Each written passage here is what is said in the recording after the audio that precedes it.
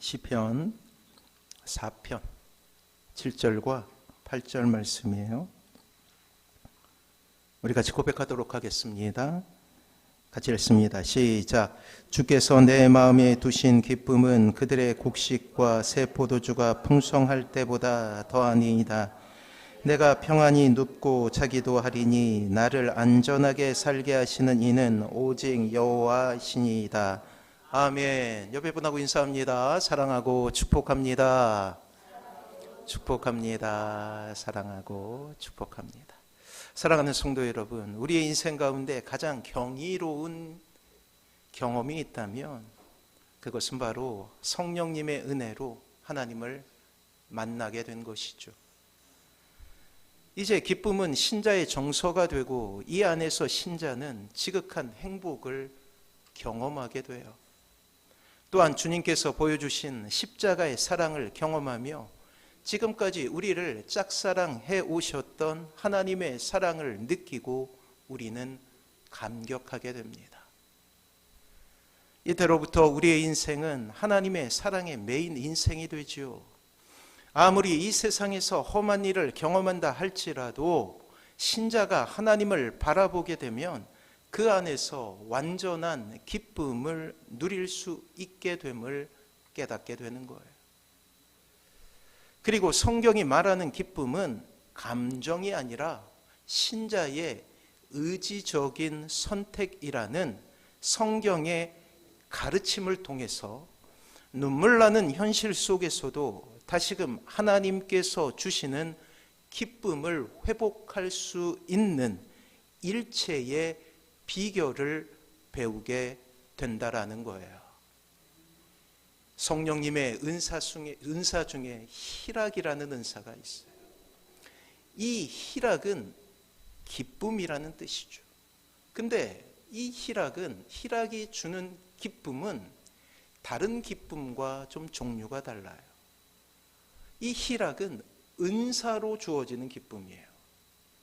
이 땅에서 우리가 경험하게 되는 기쁨은 기쁨의 이유가 있기 때문에 기뻐하게 되는 것이죠. 하지만 하나님께서 은사로 주시는 희락의 영이 임하게 되면 조건과 상황과 상관없이 우리는 기뻐할 수 있는 은혜 가운데 서게 되는 것이에요. 하지만 이와 반대로 신자에게 일어나게 되는 여러 가지 환난 가운데서 때로 기쁨을 잃을 수도 있다라는 경고를 성경은 우리에게 하고 있어요. 영적 전쟁, 패배주의, 좌절된 꿈, 고난, 낙심, 환난, 눈물, 가족 구원이라는 여러 가지 기쁨을 잃게 되는 원인들이 속수무책 신자에게서도 기쁨을 앗아갈 수 있음을 성경은 이야기하고 있다라는 거예요. 이 안에서 신자도 기쁨을 잃고 낙심과 낙담 속에 절망할 수 있음을 알게 되죠. 또한 육신의 질병, 비교의식, 실패, 배반 등 수많은 이유들이 신자를 괴롭히고 있음을 우리는 살다 보며 경험하게 되는 것입니다. 이러한 과정 속에서 자칫 우리는 신앙에 있어서 길을 잃을 수도 있다라는 것이에요. 그 안에서 우리는 다시 외롭게 되고 고독하게 되지요.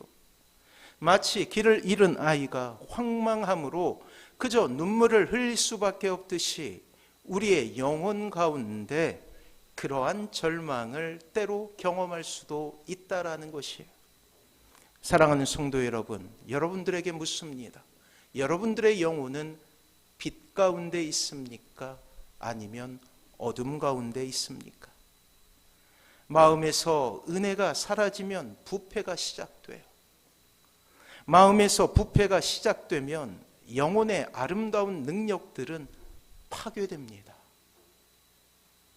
하나님께서 주신 은혜는 희미해지고 불평은 다시금 우리의 마음을 지배하며 두려움과 근심은 우리의 삶을 괴롭히기 시작하죠. 그리고 이제 영혼은 그 어떤 진리의 빛도 은혜의 빛도 발견할 수 없는 어두움의 상태로 들어가게 되는 거예요. 이러한 때에 잊지 말아야 될 것은 무엇이냐면 반드시 돌아가야 한다라는 것입니다.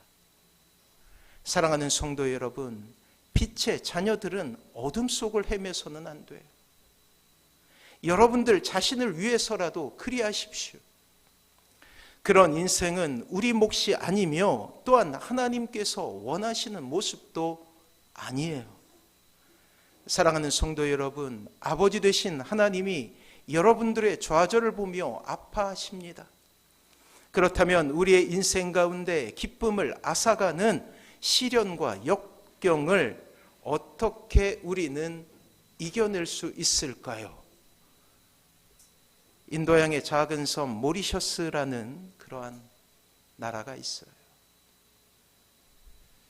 물과 자원이 풍부한 곳이죠. 아주 오래전 먹이를 찾아 날아다니던 한 무리의 새들도 이 섬에 먹이가 많다는 것을 알고 정착하게 되는데, 워낙에 먹을 것이 많아 조금만 걸어 다녀도 배를 불릴 수 있게 되었어요. 심지어 그 섬에는 천적도 없었습니다. 그렇게 몇백 년을 이 섬에서 살던 새들은 날개가 조금씩 퇴화되어 날 수가 없게 됩니다. 애초에 날렵한 몸짓에서 둥그스름한 비만형의 몸매가 되어가고 있어요.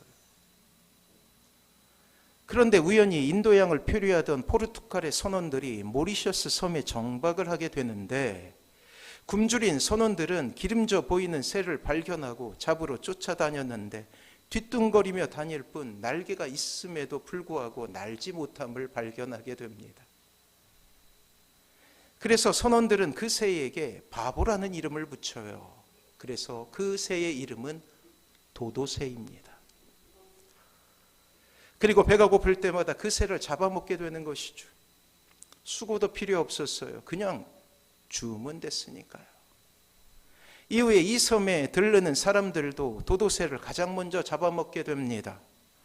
그리고 결국 도도새는 섬이 발견된 지 약 100년 후에 멸종되고 말아요.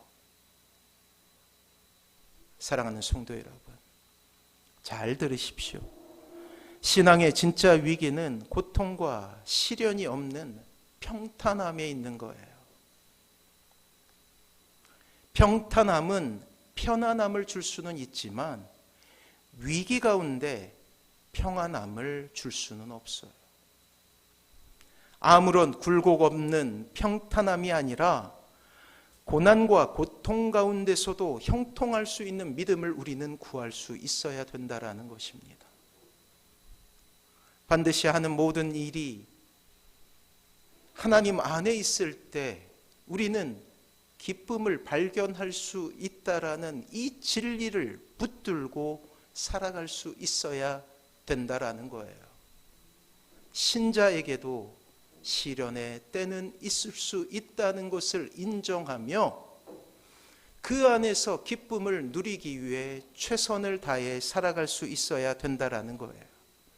이렇게 될 때 우리에게 다가온 시련과 역경은 우리를 오히려 성숙하게 하는 과정이 될 수 있어요. 그리고 그 성숙의 과정 속에서 우리는 다시금 기쁨이라는 신자에게만 허락하신 정서를 맞이할 수 있게 되는 것이죠. 이스라엘의 선지자 중에 호세아라는 선지자가 있습니다. 구약의 선지자들 중에서 드물게 북왕국 이스라엘 출신이에요. 그는 주전 700년대 중반 이스라엘 왕 여로보암 2세 때 선지자로 부르심을 받게 됐죠. 이후 이스라엘의 마지막 6왕을 거치면서 약 40년 동안 활동을 하게 됩니다. 호세아서 1장으로부터 3장은 호세아 자신이 자신의 가정생활을 기록하고 있어요. 아주 드문 경우이죠. 하나님은 호세아에게 음란한 여인 고멜과 결혼하라고 명령하십니다. 호세아와 결혼한 고멜은 3명의 자녀를 낳게 되었어요. 그러나 고멜은 남편과 가정에 충실하지 않고 가출해서 부정한 삶을 살게 됩니다. 남편과 아직 어린 아이들을 버리고 떠난 부인은 호세아로서는 참기 어려운 현실이 되었어요. 그러나 가혹하게도 하나님은 이 호세아에게 그녀를 용서하고 계속적으로 사랑하라 라고 명령하셔요. 그래서 호세아는 고멜을 기다립니다. 그리고 이윽고 그녀를 찾아 나서 그녀를 용서하고 다시금 받아들이게 돼요. 이러한 호세아의 가정사는 그 자체로 하나님의 메시지였어요. 많은 사람들은 선지자의 집에 일어난 이 일 때문에 처음에는 조롱하게 되었죠. 그리고 호세아의 지고지순한 사랑을 보며 이제는 연민이 듭니다. 그리고 때로는 감탄하게 되죠. 그리고 이윽고 호세아를 존경하게 된 거예요. 호세아의 삶 자체가 하나님의 메시지가 되어서 하나님을 떠난 배역한 민족 북이스라엘에게 메시지가 되고 있어요. 그렇습니다. 음탕한 아내 고멜은 하나님께서 살아계심에도 불구하고 하나님을 배반하고 떠난 가나안의 우상을 섬김으로 하나님을 욕보인 이스라엘 백성들을 대변하고 있어요. 이러한 배은망덕한 백성을 끝까지 사랑으로 기다리는 호세아는 이 이스라엘을 사랑하시는 하나님의 마음을 표현하고 있는 것입니다. 그래요. 이것이 이스라엘의 형편이었어요. 그리고 4장부터 14장에는 이스라엘 백성들이 하나님을 떠난 실제 상황이 어떠했는지를 아주 구체적으로 기록하고 있습니다. 이스라엘 백성들은 바알을 비롯하여 가나안의 여러 종교를 받아들여 그 신들을 섬기고 있었어요. 그러면서 그들은 철저히 세속적이고 현실적인 사람들로 변해가기 시작합니다. 부와 영광과 명예가 전부라고 여겼으며 세상의 논리, 힘의 논리가 세상을 지배하기 시작했다라는 거예요. 그와 더불어 그들의 삶의 현장에는 음행과 불의와 무자비와 차별이 심각하게 일어나고 있었어요.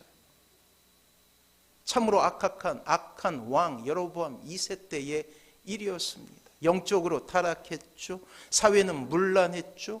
그럼에도 불구하고 여로보암 2세 때는 부가 세상을 지배했거든요. 넘쳐나는 거예요. 물산이. 바로 이런 모습들이 이스라엘의 영적인 간음으로 나타나고 있었습니다. 성경은 늘 이렇게 배역하고 배반하는 이들을 부부의 관계로 설명하고 있어요. 신약은 이 땅의 교회와 신자를 거룩한 신부라고 부르죠. 문제는 하나님의 사랑은 변함없지만 배반하고 떠나 스스로 절망과 눈물과 한숨을 선택한 이스라엘 백성들이 문제였다라는 사실이에요. 사랑하는 성도 여러분, 그렇습니다. 신자에게 신앙의 위기는 하나님 외에 다른 곳에서 기쁨을 찾으려는 바로 그때로부터 시작함을 기억하시기 바랍니다. 이것이 정확한 정의예요. 신자에게 신앙의 위기는 하나님 외에 다른 곳에서 행복을 찾으려는 바로 그때로부터 시작되는 거예요. 이스라엘 백성들은 하나님에서 행복을 찾아야 했으나 바알에서 행복을 찾으려고 했어요. 바알은 풍요의 신이었습니다. 농사의 신이에요. 이스라엘 백성들이 출애굽하여 목동 일을 통해서 유목을 통해서 먹을 것을 얻었다면 이제 가나안에 정착하면서 농사를 짓기 시작했거든요. 그때로부터 바알은 이스라엘 백성들의 마음을 훔치기 시작했어요. 그렇습니다. 하나님 외에 다른 것에서 기쁨을 찾으려는 그 순간부터 이스라엘의 위기가 시작된 것이죠. 사랑하는 성도 여러분, 은혜로 우리의 인생이 아름답게 수놓아졌을 때 세상이 주는 기쁨은 더 이상 우리의 마음을 만족하게 하는 것이 아니었음을 우리는 깨닫게 되지 않습니까? 그래요. 진짜 기쁨이 있음을 우리는 깨닫게 되죠. 단지 우리에겐 하나님께서 나와 함께 하신다는 이유만으로 웃을 수 있게 되는 거예요. 99가지의 불행의 이유가 있다 할지라도 하나님 때문에 행복할 수 있는 놀라운 행복의 비밀을 얻게 된 것이죠. 새벽에 아무도 일어나지 않는 그 기도의 시간은 우리의 인생 가운데 가장 달콤한 시간이 되지 않습니까? 예배, 특별할 것 없는 그 한 시간의 여정은 늘 우리에게 감격과 감동이 되는 시간이 될 수 있어요. 하나님을 얻었기 때문이죠. 오직 하나님과 나와의 관계만 있으며 그 안에서는 형용할 수 없는 기쁨을 누릴 수 있게 됩니다. 하지만 우리에게 찾아온 여러 가지 절망의 이유에 속수무책 어찌할 수 없는 좌절 가운데 하나님만을 바라보는 그 초점을 잃게 되지요. 하나님께만 집중했던 우리의 눈이 다른 곳에서 행복을 찾으려고 한다라는 거예요. 다른 곳에서 기쁨을 누리려고 한다라는 거예요. 은혜 가운데 보이지 않았던 여러 가지 일들이 우리의 시선을 사로잡힙니다. 이렇게 하면 성공할 수 있을까? 저렇게 하면 행복할 수 있을까? 기웃기웃 우리의 눈은 어느새 세상을 향하여서 고개를 돌리게 되죠. 이렇게 되면 영적 전쟁은 늘 우리에게 버거운 싸움이 되어버립니다. 패배주의라는 상처는 또한 우리에게 다른 패배의 두려움을 주게 되지요. 고난 가운데서 우리의 눈에서 눈물이 흐르게 됩니다. 99가지 행복을 가지고도 우리는 불행한 사람이 될 수밖에 없는 거예요. 낙심은 우리의 삶에서 의지를 빼앗아가게 되고, 불행은 불청객처럼 우리의 인생에 찾아와 절망을 주며, 환난은 우리의 힘으로 어찌할 수 없는 참으로 무기력감을 선사하죠. 늘 이러한 상황 속에서 우리는 하염없이 눈물을 흘리고 때로는 하나님을 원망하는 그러한 우울의 단계로 들어가게 되는 거예요. 행복을 줄 것 같았던 가족이라는 이름은 우리의 인생을 참으로 비참하게 하는 원인이 됩니다. 이뿐입니까?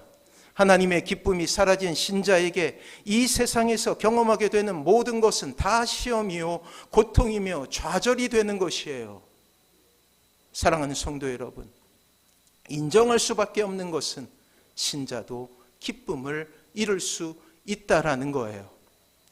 초점이 흐려졌을 때. 사랑하는 성도 여러분, 여러분의 삶을 한번 돌이켜 보십시오. 인생 가운데 기쁨을 앗아가는 수많은 이유들이 마치 숨겨진 지뢰처럼 전혀 예상하지 못한 순간에 전혀 기대한 적도 없지만 우리를 힘들게 하고 또 우리를 울게 했던 바로 그러한 경험을 말입니다. 이제 이러한 기쁨이 소멸된 신자의 인생은 지금까지 지극한 기쁨을 주는 신앙의 방편마저도 부인하게 되는 거예요. 지극한 기쁨을 주었던 예배는 짐이 되어버리죠. 자신에게 안락함과 기쁨을 주었던 그 새벽의 시간은 참으로 커다란 짐이 되어버립니다. 기도의 시간은 하나님의 침묵을 경험하는 고통스러운 시간이 되고, 이제 하나님에 대한 사랑도 교회에 대한 애정도 모두 부담스러운 그러한 삶의 과제가 되어버리게 된다라는 거예요. 이 모든 일의 원인은 하나님을 향한 초점을 잃어버렸기 때문이에요. 이 모든 것을 성경은 한 단어로 설명하게 되는데 그것을 영적 침체라고 불러요. 우리가 경험하는 신앙생활에도 침체가 찾아올 수 있음을 우리는 기억해야 합니다. 어떤 직분을 가지건 얼마나 신앙생활하건 상관없어요. 누구에게나 이 침체라는 질병이 찾아올 수 있음을 우리는 기억할 수 있어야 합니다. 예전에 한번 소개한 적이 있는데 호세아 선지자는 그것을 묵은 땅이라고 불렀어요. 묵은 땅. 주보를 봅니다. 호세아 10장 12절 우리 같이 한번 읽어볼까요? 같이 한번 읽어봅니다. 시작. 너희가 자기를 위하여 공의를 심고 인애를 거두라. 너희 묵은 땅을 기경하라. 지금이 곧 여호와를 찾을 때니 마침내 여호와께서 오사 공의를 비처럼 너희에게 내리시리라. 아멘. 뭐라 그래요? 너희가 자기를 위하여. 묵은 땅이 되면 가장 괴로운 것은 바로 여러분인 거예요. 늘 말씀드리지만 신앙은 이기적으로 하십시오. 가족을 위해 여러분들의 신앙생활 하지 마세요. 여러분 자신을 위해서 하십시오. 그렇습니다. 한때 옥토 일대 풍성한 소출을 내놓음으로 주인에게 기쁨을 주었던 땅이 있었어요. 하지만 이제 그 옥토는 잡초와 가시와 엉겅퀴가 가득한 곳입니다. 열매를 본 지 한참이 되었고 지나가는 모든 농부에게 그 땅은 부끄러운 땅이 되어버린 거예요. 저 옆에 가면 부영 그 모델하우스가 있어요. 그 옆에 아주 넓은 부지가 있습니다. 부영 회사 땅인데 이제 저렇게 놀리고 있는 거예요. 1년에 한두 번씩 거기에 있는 모든 풀들을 갈아엎어요. 너무나 보기 싫죠. 그냥 갈아엎는 거예요. 근데 이 잡초의 놀라운 생명력은 곧이어 바로 그 넓은 땅을 덮어버립니다. 그래요. 이 묵은 땅은 처음부터 이토록 황폐화된 묵은 땅이 아니었어요. 여러분들이 처음 예수 그리스도를 만났을 때를 기억해 보십시오. 그때 여러분들은 어땠나요? 커다란 집이 있어서 여러분 행복했나요? 아니었죠.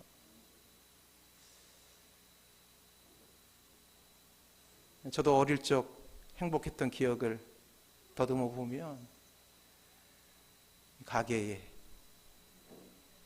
이 조그만 방이 있었어요. 그곳에서 5 식구가 살았거든요.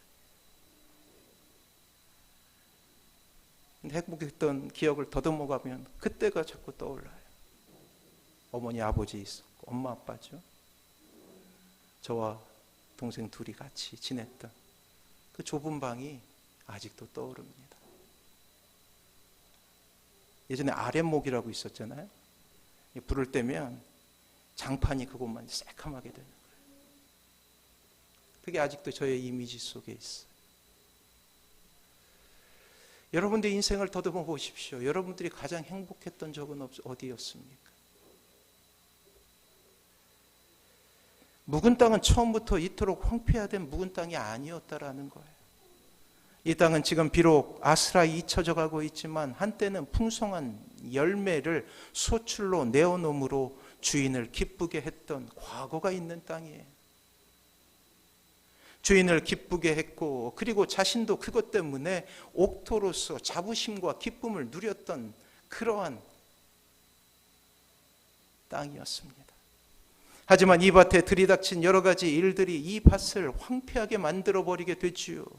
겨울에 차디찬 바람은 옥토에게 상처가 됩니다. 여름의 뜨거운 태양은 땅속에 있었던 모든 수분을 증발시키죠. 수많은 잡초들은 땅의 영양분을 다 빨아들입니다. 그리고 이제 옥토는 묵은 땅이 되어버리는 거예요. 주인에게 풍성한 소출을 드리는 것도 또한 자기 자신도 잡초로 인하여 고통을 당하게 되는 거예요. 사랑하는 성도 여러분, 영적 침체는 하나님을 향한 열렬한 마음을 잃어버릴 때 나타나는 마음이죠. 오랜 시련 가운데 죄가 주는 부패함 속에서 마음이 완고하여 하나님의 은혜의 수단에 더 이상 반응하지 않기 때문에 일어나게 되는 거예요. 여러분들에게 은혜를 주었던 그러한 찬양이 더 이상 여러분들을 기쁘게 하지 않아요. 딱딱하게 굳어진 마음이 되어서 하나님께서 주시는 은혜를 받아들이지 않는 상태를 의미합니다. 하나님을 사랑함도 하나님의 은혜를 추구함도 더 이상 기쁨이 되지 않아요. 자기를 향한 어두운 연민은 우울한 마음을 증폭시켜요. 이리 살아서 뭐가 되겠느냐. 말씀은 귀에 들리지 않으며 기도는 늘 힘든 노동이 되어버립니다. 하나님을 향한 기대는 잃어버린 고향처럼 늘 그리움의 대상만이 되지요. 이 영적 침체가 더욱 힘든 것은 스스로 이 침체에서 벗어나는 것이 너무나 어렵다라는 거예요. 그렇습니다. 우리는 로마서를 통해 깊은 어둠 속에서 신음하고 있는 한 남자를 발견하게 됩니다. 바울은 이렇게 고백함으로 자신의 절망을 표현했어요. 그 위대한 바울도 영적 침체에 빠질 수 있음을 그가 그렇게 고백한 적이 있습니다. 한번 들어보십시오. 오라 나는 곤고한 사람이로다. 이 사망의 몸에서 누가 나를 건져내랴. 그래요. 그의 목소리를 한번 들어보십시오. 그는 위대한 하나님의 지도자, 위대한 하나님의 사람이었고 교회의 지도자였죠. 하지만 그에게 우울감이 지배하기 시작했어요. 묵은 땅이 되어버렸어요. 무너져가는 자신의 모습을 봅니다. 그리고 고백하죠. 오라, 나는 권고한 사람이로다. 피곤하다라는 거예요. 사도 바울의 인생에도 모든 것을 부인할 정도로 깊은 영적 침체가 임하게 된 것이, 그러니 우리 같은 일반적인 사람이야 오죽하겠어요. 위대한 사람 사도 바울도 이러한 영적 침체 가운데 고통받을 때가 있었음을 우리는 경계할 필요가 있다는 것입니다. 오늘 말씀을 통해 하나님은 이러한 영적 침체 가운데서 나오라 라고 말씀하고 계시죠. 설교 처음에 말씀드렸잖아요. 우리는 돌아가야 한다고요. 여러분들 자신을 위해서라도 말이에요. 언제까지 힘들게 신앙생활을 해야 하겠습니까? 언제까지 무거운 짐을 지면서 그렇게 살아가야 할까요? 묵은 땅을 기경하고 다시금 옥토가 되었던 그날을 꿈꾸라 말씀하고 계셔요. 농부에게 기쁨이 되었고 자기도 기뻐했던 바로 그날로 돌아오라 말씀하고 있습니다. 오늘 묵은 땅이 다시금 옥토가 되는 과정을 하나님은 우리가 읽었던 호세아서 10장 12절 말씀을 통해서 다시금 이야기하셔요. 자, 12절 같이 한번 호세아서 10장 12절 다시 한번 읽어볼게요. 시작. 너희가 자기를 위하여 공의를 심고 인애를 거두라. 너희 묵은 땅을 기경하라. 지금이 곧 여호와를 찾을 때니 마침내 여호와께서 오사 공의를 비처럼 너희에게 내리시리라. 아멘. 자, 우리는 12절의 말씀을 분석하며 영적 침체에서 벗어나 옥토가 되는 놀라운 하나님의 치유하심을 바라봐야 하는 거예요. 자, 묵은 땅에 대한 하나님의 방법은 기경입니다. 봄이 되어 농부가 논이나 밭에 작물을 심기 전에 반드시 거치는 과정이 있어요. 그것은 굳어진 논이나 밭을 쟁기 등으로 갈아엎는 거예요. 우리의 선조들은 춘분을 기경의 가장 맞춤의 절기로 보고 이때로부터 기경을 시작합니다. 호미 아시죠? 호미. 요즘에 이 호미가 이 K 농사 도구로 유명해져서 아마존에서 팔린다고 그래요. 너무나 좋다는 거예요, 이게. 춘분이 다가오고 대지 위로 봄 아지랑이가 이렇게 몽글몽글 피어오르게 되면 농민들은 소를 앞세우고 쟁기를 지고 들러 나가죠. 호미를 들고 들러 나가요. 춘분을 기경이 가장 적절한 시기로 본 것은 이 무렵 땅이 완전히 풀리고 낮과 밤의 시간이 같아져서 기후가 온화해지기 때문입니다. 겨울은 결코 봄을 이길 수가 없어요. 굳은 땅은 거름을 뿌리고 여러 번 갈아엎게 되죠. 그래야 토양이 부드러워지고 작물의 뿌리가 잘 뻗으며 수분과 영양분의 흡수 작용을 촉진시킬 수 있기 때문에 부지런히 갈아엎습니다. 그래요. 기경이라 함은 날카로운 연장을 가지고 갈아엎는 것을 의미해요. 특히 이때는 인부의 힘센 팔뚝으로도 감당되지 않아 대부분 소의 힘을 빌렸죠. 옛날에는. 지금은 트랙터로 하겠지만. 사랑하는 성도 여러분, 딱딱하게 굳어진 마음의 굳은 살을 제거하는 방법은 결코 쉽지 않아요. 얼마나 힘든 과정이에요. 농부도 힘들고 땅도 힘든 과정이죠. 농부의 땀의 대가와 소의 노동력을 빌리지 않으면 가능하지 않는 참으로 어려운 작업 아닙니까? 더욱이 사람의 마음이 굳어졌다면 이를 옥토로 만드는 과정은 참으로 지난한 그러한 과정일 수밖에 없다라는 거예요. 그렇다면 기경한다라는 것은 무엇을 의미할까요? 성경은 그것을 여호와를 찾는 것이라고 이야기해요. 여호와를 찾아야 하는 거예요.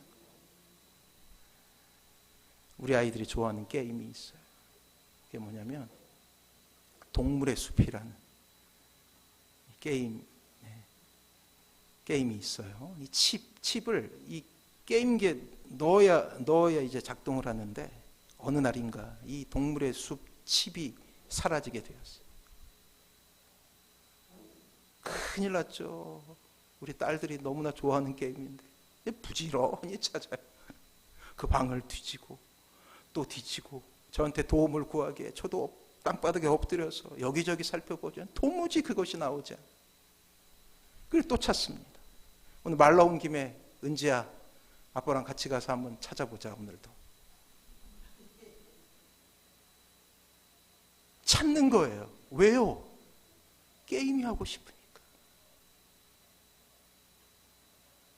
사랑하는 성도 여러분, 찾는 것은 그러한 거예요. 모든 것은 세상에 청소 한 번 안 하는 이 아이가 막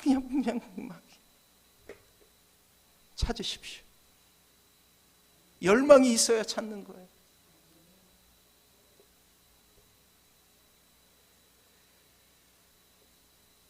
이 찾는 것을 조금 어려운 말로 하면 추구라고 하죠. 추구라는 말은 목적을 이룰 때까지 뒤쫓아 구한다라는 의미를 가지고 있어요. 목적을 이룰 때까지 중단 없이 목적을 향하여 나아간다라는 거예요. 사랑하는 성도 여러분, 우리에겐 수많은 기도 제목과 이루어야 될 목표가 아직도 있지 않습니까?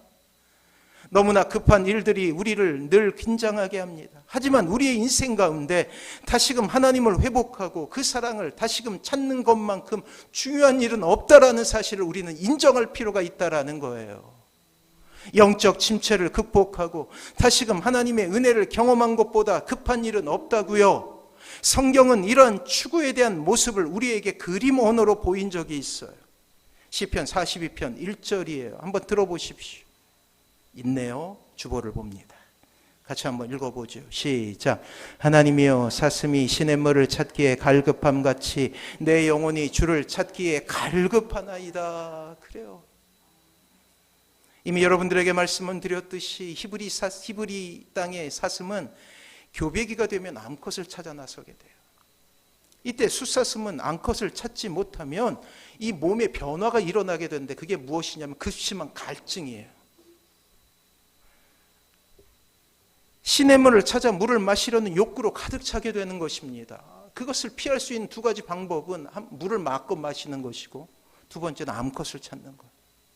만약에 이때 시냇물을 찾지 못하면 아주 중대한 변화가 일어나게 되는데 그것은 이 수컷이 죽게 되는 거예요. 시냇물을 찾는 것은 그저 목을 축이는 일이 아니라고요.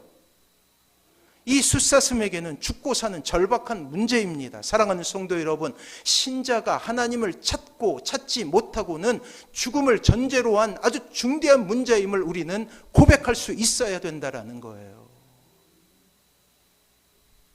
이와 같이 신자가 자신의 마음밭이 묵은 땅이 되었을 때 반드시 이 영적인 문제를 죽고 사는 문제로 생각할 수 있어야 그것을 기경할 수 있다고요. 하나님을 추구한다라는 의미에는 바로 이러한 간절함을 담보로 하고 있습니다. 사랑하는 성도 여러분, 이 예배의 시간이 이렇게 하나님을 회복하는 시간이 되시기를 바랍니다. 하나님의 음성을 들으십시오. 우리에게는 우선순위의 문제가 있다고요.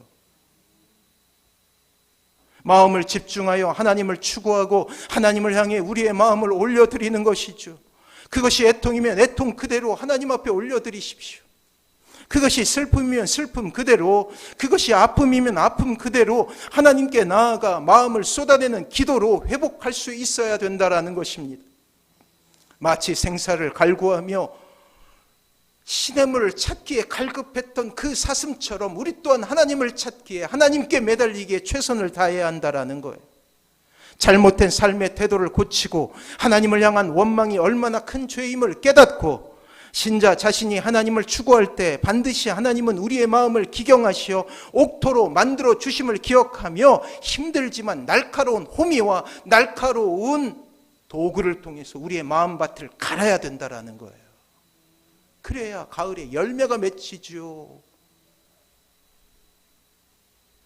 이렇게 주님을 갈망하고 추구하면 하나님은 우리의 마음밭을 기경하시어 다시금 예전의 옥토로 우리를 만들어 주실 것입니다. 이것을 믿으시기 바랍니다. 이 안에서 신자는 진정한 기쁨과 행복을 회복할 수 있게 되는 거예요. 눈물을 흘리며 씨를 뿌리지만 결국 우리는 풍성한 소출을 얻게 된다고요. 그때를 위해서 참는 것 아닙니까? 수험생이 왜 그렇게 어려운 길을 가겠어요? 그날을 위해 참는 것 아니겠어요? 왜 군인이 힘들지만 훈련에 동참합니까? 제대하고 사회로 돌아올 그날을 기다리며 하는 것 아니겠어요? 사랑하는 성도 여러분, 오늘 시인은 이렇게 노래하고 있어요. 우리 오늘 본문 말씀 같이 한번 읽어볼까요? 시편 4편 7절과 8절 말씀입니다. 같이 한번 읽어봅니다. 시작.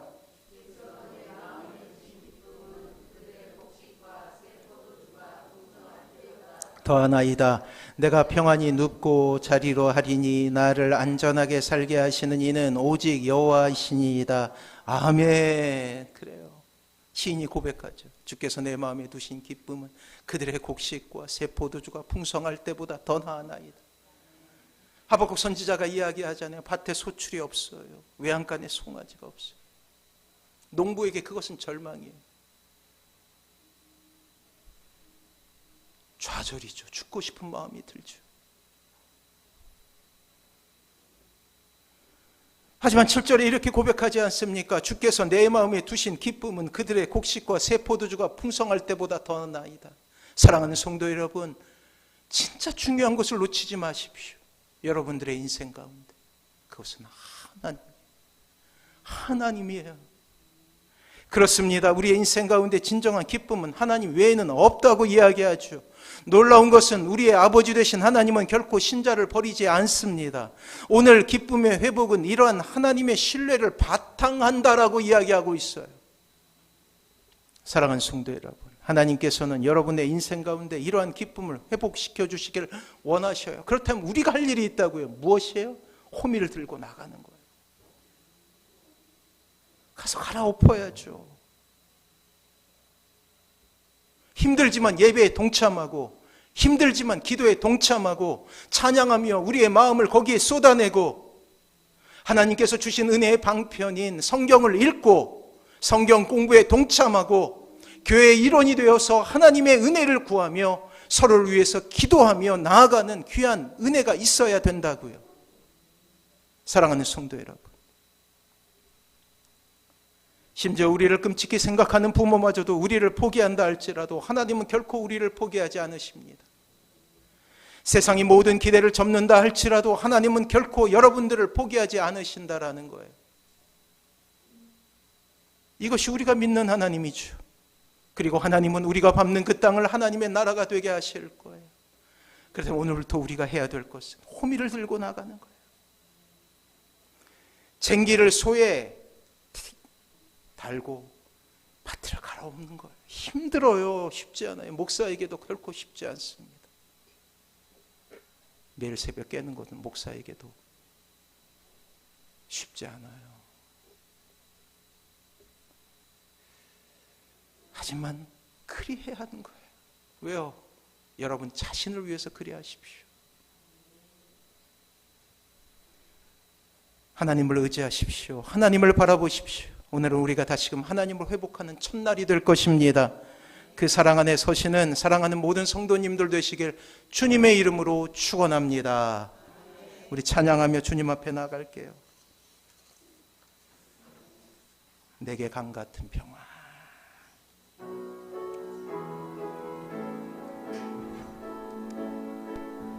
저 바다보다도 더 넓고 저 산과 하늘보다 더 높은 주님의 은혜가 이곳에 가득해. 살아계신 주 나의 하나님, 언제나 넘치는 주의 사랑으로 내 안에 가득히 넘쳐 흐르네. 우리 박수 치면서 내게 강 같은 평화, 내게 강 같은 평화, 내게 강 같은 평화가 넘치네. 할렐루야. 내게 강 같은 평화, 내게 강 같은 평화, 내게 강 같은 평화가 넘치. 저 바다보다 더 높고 산과 하늘보다 더 높은 주님의 은혜가 이곳에 가득해. 살아계신 주 나의 하나님, 언제나 넘치는 주의 사랑으로 내 안에 가득히 넘쳐 흐르네. 내게 강 같은 평화, 내게 강 같은 평화, 내게 강 같은 평화, 내게 강 같은 평화가 넘치네. 할렐루야. 내게 강 같은 평화, 내게 강 같은 평화, 내게 강 같은 평화가 넘치. 우리 다시 한번 고백합니다. 저 바다보다도 더 넓고 저 산과 하늘보다 더 높은 주님의 은혜가 이곳에 가득해. 살아계신 주 나의 하나님, 언제나 넘치는 주의 사랑으로 내 안에 가득히 넘쳐 흐르네. 내게 강 같은 평화, 내게 강 같은 평화, 내게 강 같은 평화가 넘치네. 할렐루야. 내게 강 같은 평화, 내게 강 같은 평화, 내게 강 같은 평화가 넘치네. 우리 하나님께 영광 역사 올려드립니다. 우리 같이 기도하겠습니다. 사랑의 하나님, 감사를 드립니다. 우리의 삶 가운데 다시금 기쁨을 꿈꾸게 하시니 너무나 감사를 드립니다. 비록 절망이 찾아오고 눈물이 찾아오고 좌절이 찾아온다 할지라도 하나님께서 우리의 아버지가 되시고 우리를 사랑하시게 다시금 그 절망의 땅에서 일어날 줄 믿사오니, 사랑하는 주의 백성들, 오늘 다시금 우리의 묵은 땅을 기경하기 위해서 호미를 들고 소를 몰고 쟁기를 들고 수고하며 애쓰며 주님 앞에 나아갈 수 있도록 도와주시옵소서. 우리의 가란 마음을 해결하여 주시사 하나님으로 말미암아 소망을 얻는 귀한 시간이 될 수 있도록 또한 인도해 주옵소서. 모든 것 주께 의탁하옵고 이제는 우리 예수 그리스도의 크신 은혜와 하나님의 다음없는 사랑하심과 성령님의 감화감동 역사 위로하심이 이 시간 하나님의 은혜로 기뻐함을 회복하길 원하는 주의 백성들 머리 위에, 그리고 사랑하는 자녀들 위에 이제로부터 영원토록 함께 하시길 간절히 축원하옵나이다.